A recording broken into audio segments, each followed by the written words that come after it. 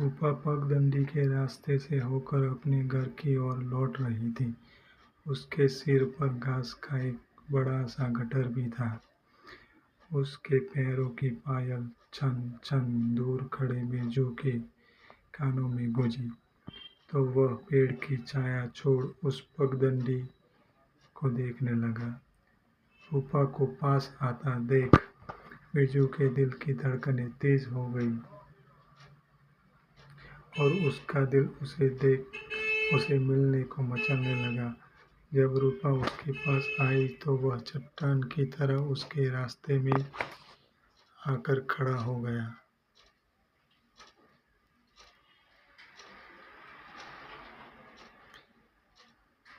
बिरजू, हट मेरे रास्ते से, गाय को चारा देना है। रूपा ने बिरजू को रास्ते से हटाते हुए कहा। गाय को तो तू रोज चारा डालती है, पर मुझे तो तू घास तक नहीं डालती। ये प्यार व्यार की बातें छोड़ो और मेरे रास्ते से हट जाओ, वरना घास का गट्ठर तुम्हारे ऊपर फेंक दूंगी। इतना सुनते ही बिरजू एक तरफ हो लिया और रूपा अपने रास्ते बढ़ चली। शाम को जब सुमेर सिंह की हवेली से रामदीन अपने घर लौट रहा था तो वह अपने होश में नहीं था।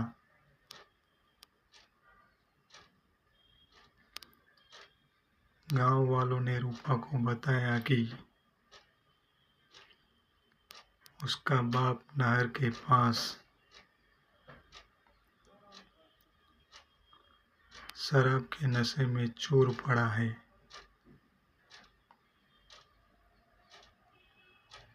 सुबह होते ही रूपा की माँ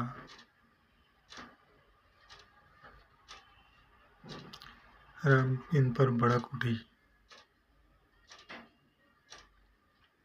रोज शराब के नशे में चूर रहते हो,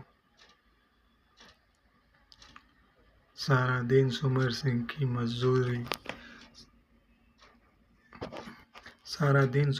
की मजदूरी करते हो और शाम होते ही शराब में डूब जाते हो। आखिर यह सब कब तक चलता रहेगा? रूपा भी सयानी होती जा रही है, उसकी भी कोई चिंता है कि नहीं?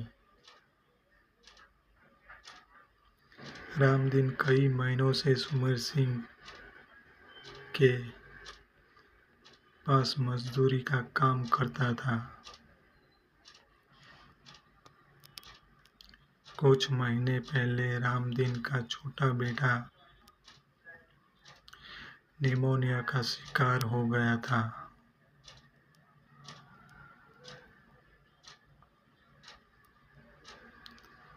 तब रामदीन ने सुमेर सिंह से 10,000 का कर्ज लिया था। सुमेर सिंह का कर्ज रामदीन पर बढ़ चुका था। सुमेर सिंह ने कहा, देखो रामदीन, तुम्हारे अकेले से मेरा कर्ज चुका पाना मुश्किल है, लेकिन तुम्हारी बेटी भी मेरे घर पर नौकरानी का काम करेगी तो तुम्हारा कर्जा उतर सकता है। रामदीन ने अपने घर जाकर सब बात अपनी पत्नी और बेटी से कही।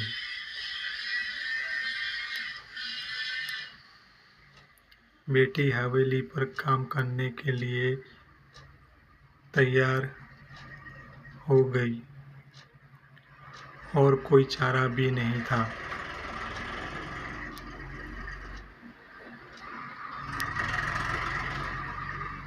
पहले तो राम दिन कभी कभार ही अपनी थकावट दूर करने के लिए शराब पीता था, लेकिन सुमेर सिंह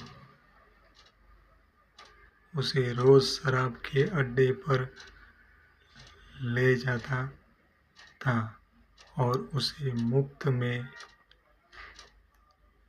शराब पिलाता था। लेकिन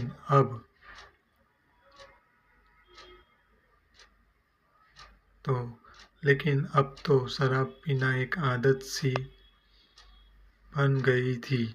शराब तो उसे मुफ्त में मिलती थी, लेकिन उसकी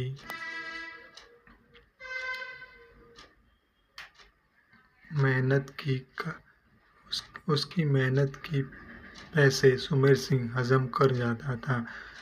इससे उसके घर में गरीबी और तंगहाली और भी बढ़ती गई। दूसरे दिन से ही रूपा ने सुमेर सिंह की हवेली पर काम करना शुरू कर दिया। वह सुबह शाम उसकी हवेली पर झाड़ू पोछा करती और दोपहर में जानवरों के लिए चारा लाने चली जाती। अब सुमेर सिंह की तिरछी निगाहों से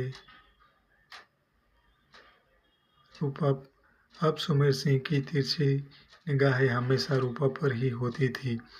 उसकी मदहोश कर देने वाली जवानी सुमेर सिंह के सोए हुए शैतान को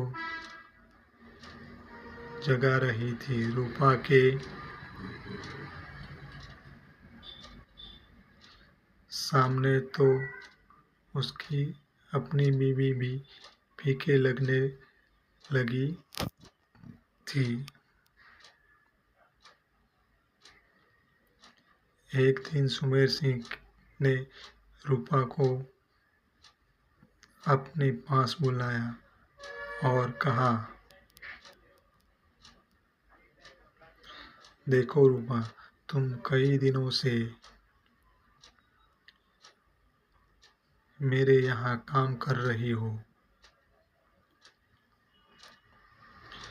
लेकिन महीने के 500 रुपयों से मेरा कर्जा इतना जल्दी उतरने वाला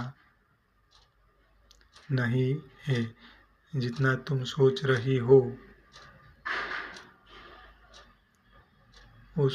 इसमें तो कई साल लग सकते हैं।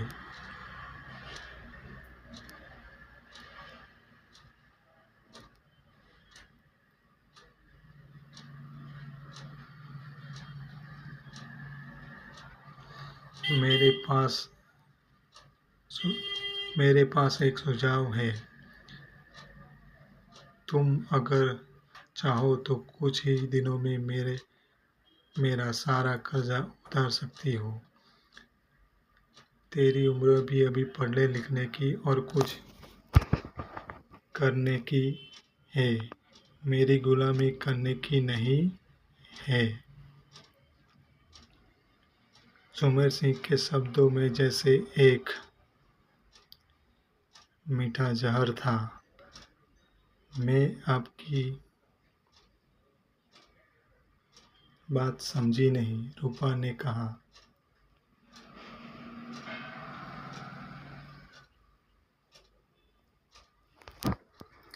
रूपा ने सवालिया नजरों से उससे देखा। सुमेर सिंह की कही हर बात रूपा के जिस्म में कांटों की तरह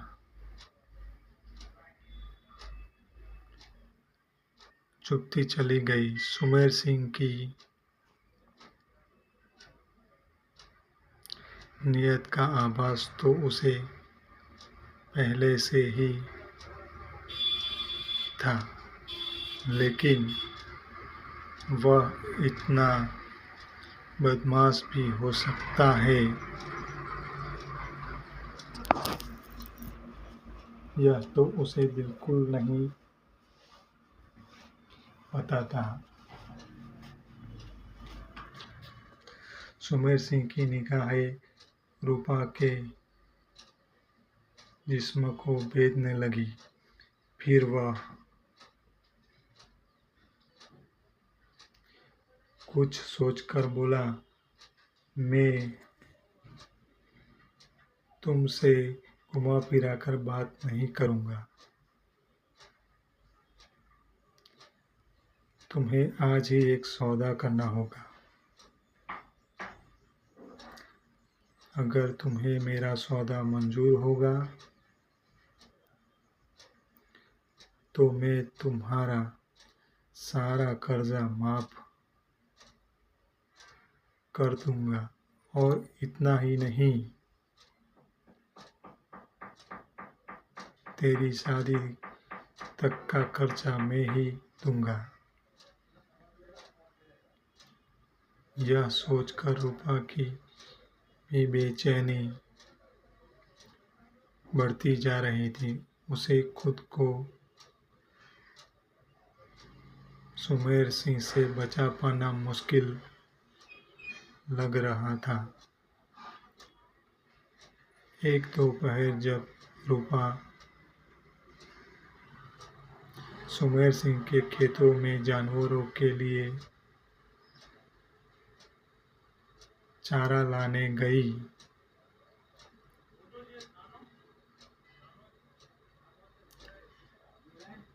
तो सबसे पहले उसकी निगाहें बिरजू को तलाशने लगी, पर बिरजू का कोई अता पता नहीं था। फिर वह अपने काम में लग गई।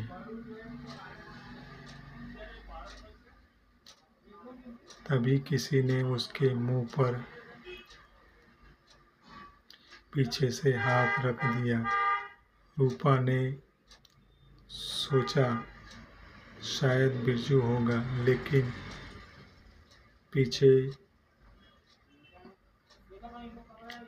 जब पीछे देखा तो सुमेर सिंह था। मैं तो बस आज रात आपके पास आने वाली थी। अभी आप मुझे छोड़ दीजिए, वरना मैं शोर मचाऊंगी।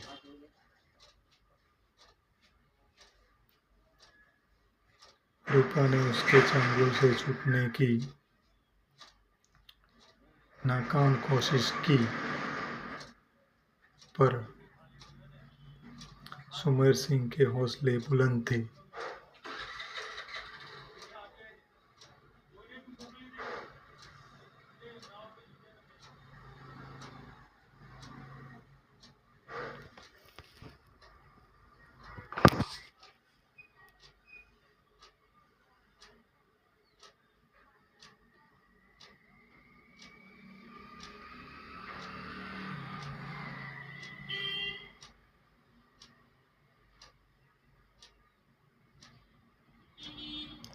उसने रूपा की एक ना सुनी और घास की झाड़ी में उसे पूरी तरह दबोच लिया।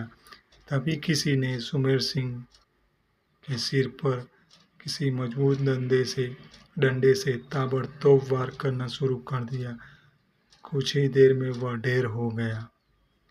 रूपा ने जब गौर से देखा तो वह और कोई नहीं बल्कि बिरजू ही था। उसकी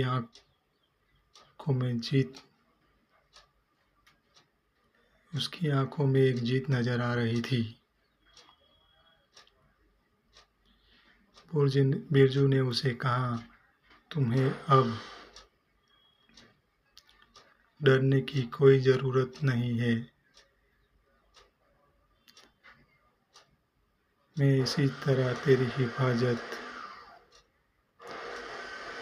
जिंदगी भर करता रहूंगा।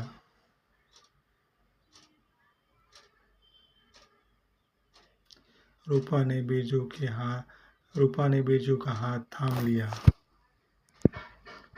और अपने गांव की ओर चल दी।